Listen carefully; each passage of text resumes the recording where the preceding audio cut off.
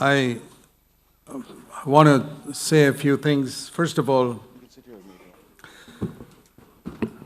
there are 7 areas where Annie I've seen her. One, how she grew in her ministry. A lot of people would like to say, wow. Once upon a time I was a rejected heretic everywhere, but unfortunately now a lot of people around the world know me. And so it's a fame I don't like. My Savior was despised and rejected, and that's the way I want to go. But a lot of people see me in the pulpit and then they say, boy, how lucky to be the wife of such a man who gets such prominence. And the ministry that she has had through the years, I want to tell you, it didn't come through Bible study. That's what I want to tell you today, how her ministry came. First of all, I'll tell you 7 things. First of all, it was as a young sister, 16 years old. She was gripped when she went to a leprosy hospital. She traveled all the way in a train, all the way to Maharashtra. Those days it was safe for 16-year-olds to go in a train from Kunur and back.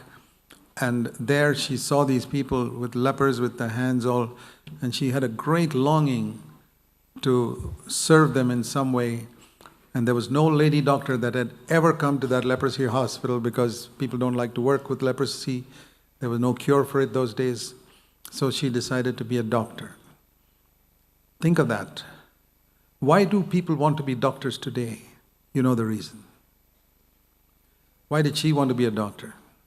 There begins the secret of a ministry. If you have that type of desire, God will give you a ministry too. It's a question of God. There's no partiality with God.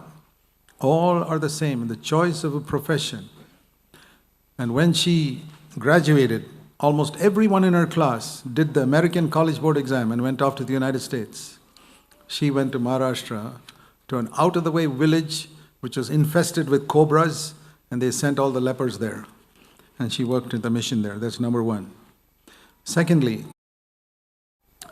in her choice of a husband, many of you have chosen husbands. Did you ever choose a man who had no income and no bank account? Anybody here? Would you ever choose such a man who was bald? And the only thing was, here was one who loved the Lord. Many of your parents, would you give your daughter to such a man? Even if he loves the Lord. How is he going to support? Here was a doctor who could make thousands of rupees, hundreds of thousands of rupees. I don't think there is a single girl here who has chosen a man who did not have an income of any sort, who was not a part of any Christian organization, who had no bank balance and no income. So it's in the choice of a husband. That's the thing that God saw. From that comes a ministry. And it's very interesting. I'll tell you a little story.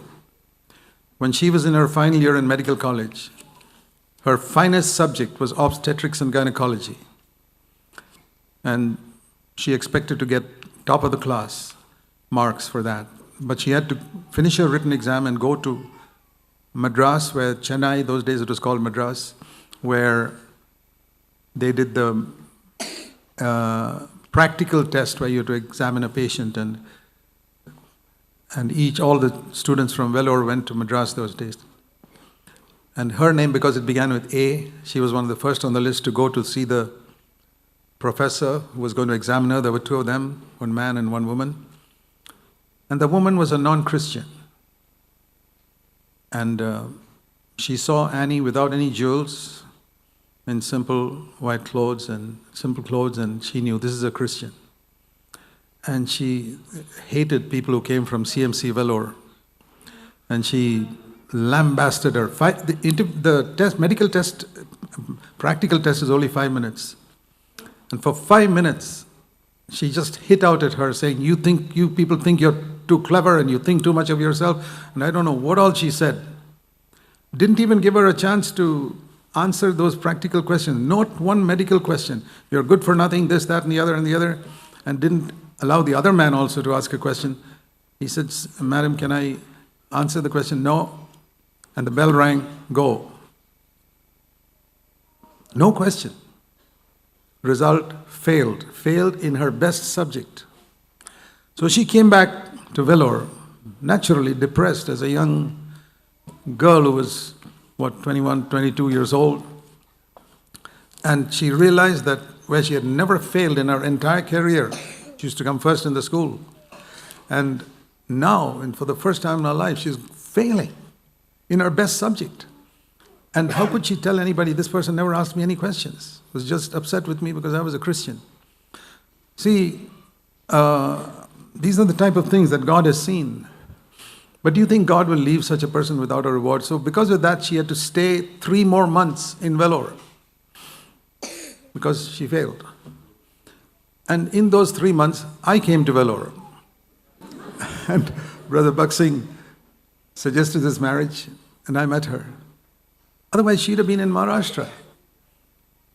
You know, I told her I wanted to see that non-Christian lady doctor and thank her so much for failing my wife so that she could be 3 more months in Vellore so that I could meet her. What does it matter if you lose 3 months in your career if as a result of that, God uses that very event? You know, God used the crucifixion of Christ to be the greatest thing that happened. The greatest thing that devil did became the greatest thing that God did. I hope you're encouraged by that. Don't get discouraged when other people reject you because you're a Christian. You suffer for the gospel's sake. God has something wonderful for you. So that's how we...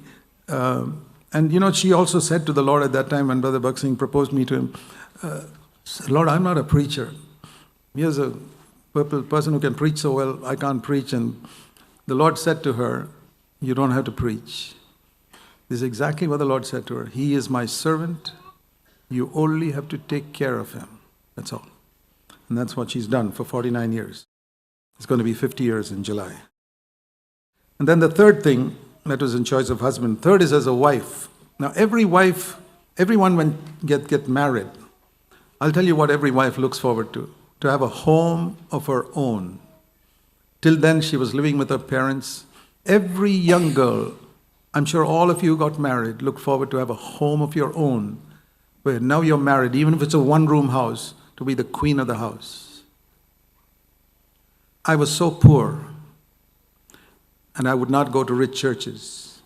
I would not join any organization. I could not afford to rent a house in Vellore. What do you do when you can't afford to rent a house? Well, fortunately, my father was a retired pensioner living on 350 rupees a month, but he had a house. And I told Dad, "I don't want any money from you," but he said, "You can stay." They had one room spare in that house. And my wife and I, as soon as our marriage was over, we straight away moved in to live with my parents, her in-laws. How many of you girls who get married look forward to that? To live with your in-laws from day one. I could live there easily because they were my parents. And you know how long we took before I had a house of my own? 4 years. Moses stayed 40 years with his in-laws and God broke him. Jacob stayed 20 years with his in-laws and God broke him. And he stayed 4 years without a house. If you knew that, how many of you would marry such a man? You wonder, boy, what a ministry she has. She's writing books. This is where it came from, not Bible study. She knew that and she willingly accepted it. If there was no other way, Lord, if this is what you have arranged for me, well and good, I accept it. And at the right time, God gave us a house in which we lived. And in that house, we used to have our relatives come and stay with us almost from the beginning of our marriage. We served them. We served them. A brother came and stayed, a sister came and stayed, different brothers came. And my parents would come every year for 2 or 3 months. When it was hot in Chennai, they would come and stay with us. Every year, from 1972 to 1982, 10 years. How many of you can say, Your father-in-law and mother-in-law have come and stayed with you every year for 10 years, for 2 or 3 months with you. Most daughters-in-law are sick and fed up with having their mother-in-law in their home. Some of you have never had your mother-in-law stay with you. It's too much for you. And you teach your daughters also never to have their mother-in-law with them. God bless you. I'm not here to judge you. But don't expect a ministry. Don't think ministry comes by, oh, I know all about the new covenant. I can speak the right language. It comes through brokenness, in Moses' case with the father-in-law, in Jacob's case with the father-in-law, through brokenness, through the crushing. We can talk about crushing, but this is what it means in practical terms. I'm just telling you, this is what makes me appreciate her. And then these changing circumstances, we had very little. She never once asked me to buy her a sari, never asked me for anything. She used to wash clothes because we couldn't afford a washing machine. She'd wash clothes with her hands. Visitors would come and stay with us. She'd wash clothes with her hands. Even we had many, many foreigners staying in our house. You know who washed their clothes? They thought we had a washing machine. We didn't tell them. Annie washed them with her hands. That's how we served people for all the years from the time CFC started, right up to 1975 to 1989. Every year, we had foreigners come and staying with us. We had young brothers who would stay on after the meeting, stay on in our house. She always served them. Sometimes we had, this is the way she was. And then I want to say a fourth thing. As a mother, in the way she raised her sons, she gave up her job. And she had to work for 1 year in the CMC hospital because she had a bond. And all that 1 year's salary she gave to her father. We agreed to give it because she had 8 younger children in school and college. And from that day onward, she never worked for money. And in all these 49 years of her marriage, she's never earned 1 rupee as a doctor. But she's served hundreds, I don't know, perhaps thousands, women and children. And the reason was that she wanted to devote her time to the children.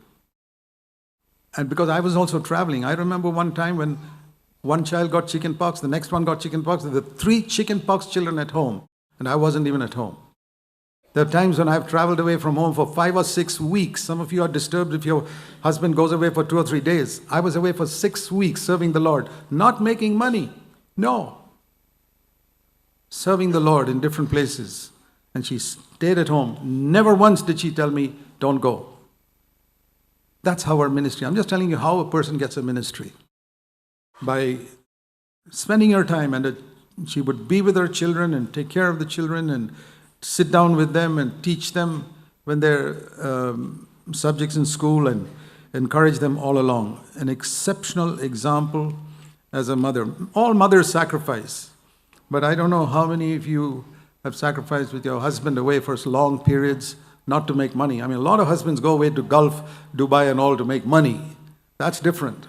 This was going away to villages and here and there to help the poor and being husbanding away for many weeks on end. So the ministry comes out of that. And then that's so as a young sister in profession, secondly as a young sister in choice of a husband, third as a wife in adjusting to changing circumstances, fourth as a mother in the way she raised her sons, and fifth as a sister and a mother and a doctor to many in CFC through the years, right from the time the church, was meeting in our house. And many times, we didn't have lunch every Sunday because there was no place for all that. After the meeting, everybody went home. But sometimes people would come from far away place like Jalahali or something for the meeting unexpectedly, and we couldn't think of sending them home. So Annie would provide. They're total strangers. Annie would provide them food at home, and I realized only after they went away that Annie herself missed that meal because she had to feed that person. We didn't, we were not so rich. We had to just whatever little there was. And we used to have sometimes 4 meetings a week, right in our home. There'd be a meeting Sunday morning, Sunday evening, Wednesday and Friday. That's how we started. We'd have fasting and prayer the whole day, 9 o'clock to 3 o'clock. Those people who were there in the 1975, 76 know that this is how CFC was born. And you can understand, some of you mothers who get upset if there's a little meeting in your home once a month. This is always 4 times a week. And we had little children, small children. Sunil was not even born. The oldest, Sanjay, was 1975, was 7 years old, 6 years old. That's how 6 years old, and then 2 years old, and 1 year old, and then later on Sunil, and with these children. And then there would be young girls without any sense who would come early and disturb and go into the kitchen. What did you cook today? And here's Annie trying to bring up these 3 children, and had to endure all this. I remember one man, he had problem with his wife couldn't get along with his mother, and so they're staying in the house. He came and told the mother to stay with us for a CFC person for a whole day because my wife couldn't get along with her. She said, okay. Then sometime the daughter had a problem. Daughter come and stays with us. These are the type of things we face in the early church. We don't regret it one bit, because I see the result of that today in how God has blessed the ministry. Now, I'm just trying to tell you that don't think this is just a matter of understanding the new covenant or, saying I know all about it and being able to share clever things on Sunday morning, bright ideas from the scripture. There's so much of that. It's very different. Real ministry is not by all this. It's by quiet sacrifice behind the scenes. And the number of people who, when she spends a whole day before we travel to Tamil Nadu, sorting out the medicines that she has to give to all those poor people there. And that's how we go. And I know in Tuticorin and all, they used to say, if you want to identify who Sister Annie is getting down from the train, see one person with a small suitcase, another big bag. That big bag will be full of medicines. That's Sister Annie.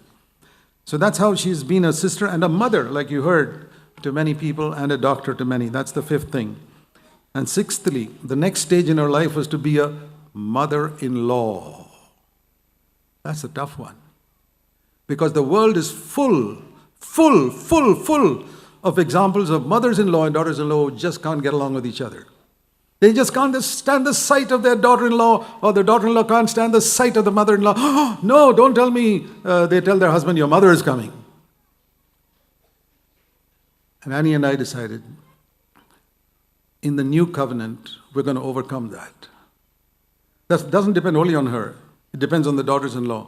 And I want to say we've had daughters-in-law right from 2004, when Sunil got married, and every year thereafter, like dominoes, the others fell, and all got married.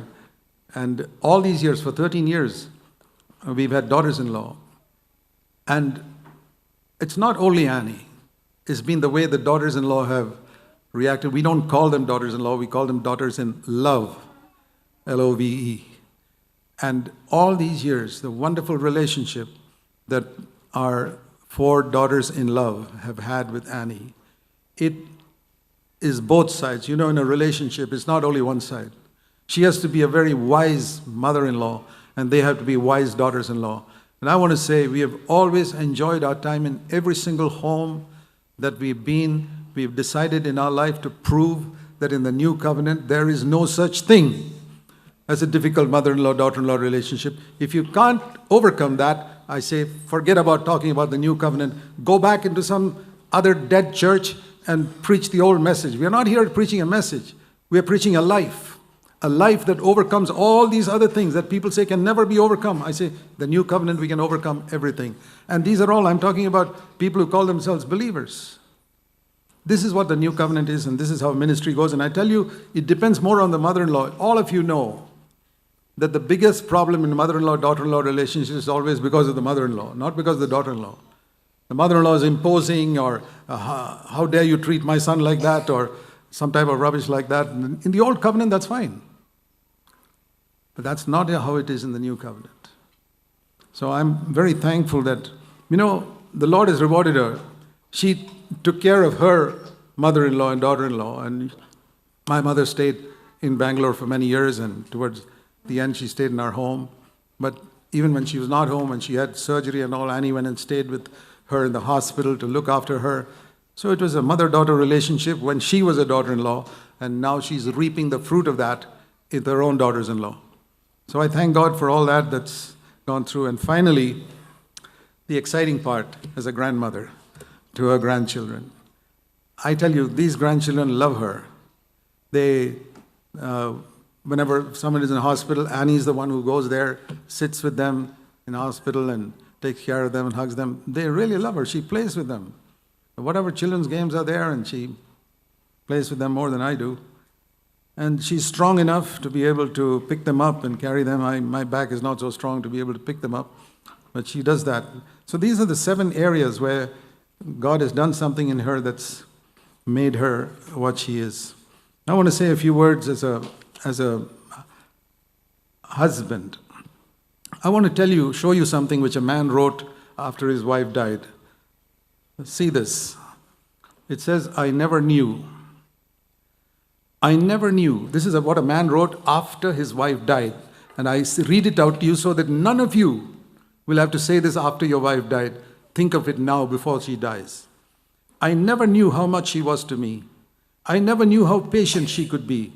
I never realized until she went away how much a woman helps a man each day. And oh, I never knew how thoughtless I had been at times until I saw her die. I never knew the crosses that she bore with smiling patience. You know, you think behind the smile of your wife everything's okay. There may be a cross that makes her smile. Or the griefs that were upon her heartstrings as she toiled away and she worked away in the kitchen and the house. I only saw her smiles and thought she was happy. I took for granted joys that never existed. I might have helped her then, but I didn't know. I was thoughtless. Most husbands are thoughtless till their wife dies. And then I thought she worried needlessly. And yet I see her life was bounded by regret. Not because of the husband, but because of many other problems that the women have and mothers have. I might have done much more for her had I but known her sorrows, or at least if I had thought to try. But now that I'm alone, this man says, at last I see, listen to this, how much of pain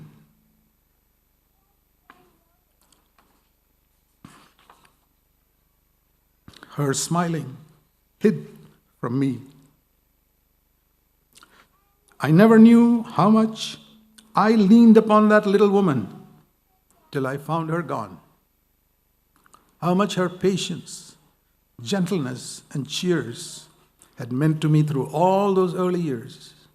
How many little things she used to do to smooth my path. Alas, I never knew.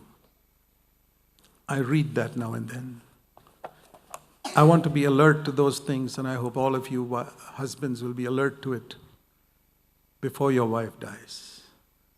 Don't say those words afterwards. I also want to share with you a little pictorial display of how she was as a mother.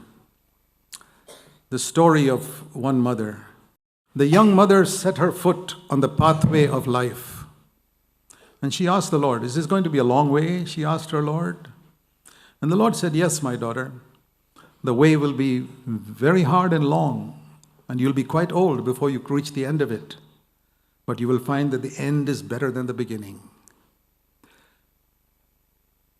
God gave her 4 little sons, and the young mother was extremely happy. She could not believe that anything could be better than these 4 sons, these years. So she played games with her boys, taught them Bible stories, prayed with them each night before tucking them into bed, cooked nourishing food for them each day, and talked with them and laughed with them.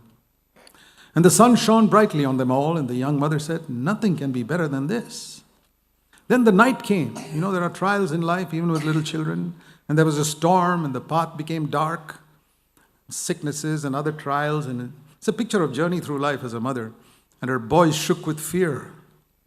And the mother drew them close to her and covered them with her sari. And her boys said, Mom, we're not afraid, for you are near, so no harm can come to us. Then the morning came, and there was a lake to be crossed. The steep hill of character development had to be climbed too. They crossed the lake, but the boys grew weary as they climbed the hill. The mother also was weary, but she could not show it, lest the boys get discouraged. So she kept saying to her sons, a little more patience, and we will reach the top soon. So the mother helped her sons, and they climbed, and they finally reached the top. The boys said, "This is the hill of character development. Mom, we could not have made it without you." That night when the mother lay down, she looked up at the stars, the children were asleep, and she said, "This was a better day than the last one, for my sons have now learned to face difficulties." We want our children to face difficulties. Yesterday the Lord gave them courage. Today the Lord gave them strength of character. The next day there were strange clouds that darkened the earth, and that's another thing our children faced and Annie faced too, of hatred from others because of the stand we took as a church in CFC, jealousy from others because of how God was blessing our children. And the 4 boys stumbled in the dark and were confused. Then the mother said, "Look up, lift up your eyes to the light." And the boys looked up and saw the bright light of God's love, and that light guided them through the darkness. And that night the mother said, "This was the best day of all, because my sons have now learned to love those who hate them." The days became months, and the months became years, and the mother grew old and weak and frail. But her 4 sons had become tall and strong and had accomplished much. And above all, they walked with the Lord, and now when the way was rough, they carried their mother in their arms. The sons got married to 4 lovely girls who also loved the Lord, and they had children, both boys and girls. Grandchildren now looked forward to grandma's coming. Her smile and her love became their everyday longing. And they looked, mother, fathers, sons, wives, grandchildren, all sat grandma down, placed a crown on her head and said, "We thank God for you." Then up in the clouds they saw a bright blue road and a golden gate to heaven. The mother knew that she would reach the end of her long journey one day. And she said, "Now I can see that the end is, as the Lord said, much better than the beginning, even though it meant so many trials. Because now my sons can walk with the Lord without my help. They will help their children also to do the same." And then she knelt down and prayed, saying, "Lord, thank you for helping me to finish the work you gave me to do." And our son said, "Mom, you're not going to go there alone. One day we will go all through those gates together when Jesus comes. You're not going to go ahead. But we'll never forget you, because your example, your prayers have made us what we are today. We'll always remember the tasty food you cooked for us, the clothes you washed endlessly for us to wear, the cool hand on our brows when we were sick, the way you laughed with us and enjoyed seeing us laugh, the way you cried with us in our sorrows. Above all, you showed us how Jesus loves us by the way you sacrificed everything for us. You are the place we came from. You were our first home. You were the one who taught us to walk. You were our first love. And you were the one who taught us to love the Lord. We thank God for you. We love you. One day this mother will meet the Lord in the air, her Lord in the air, and she will say, "Well done, my good and faithful servant, for being a first-class mother on earth. Enter into the joy of your Lord." Yeah, that is the end of that. I just want to say one more thing, and that is, there is a song that I like to sing to my wife. So if you'll be patient with me. It's called "You Will Never Grow Old." Let me try. You will never grow old with God's love in your heart. Time may silver your lovely hair. God will still be with you everywhere. So keep God's love in your heart. That's the way, never to grow old. I thank God for you, my darling wife, for standing with me, bearing with me, being the mother of my children that has made life so exciting for me. God bless you.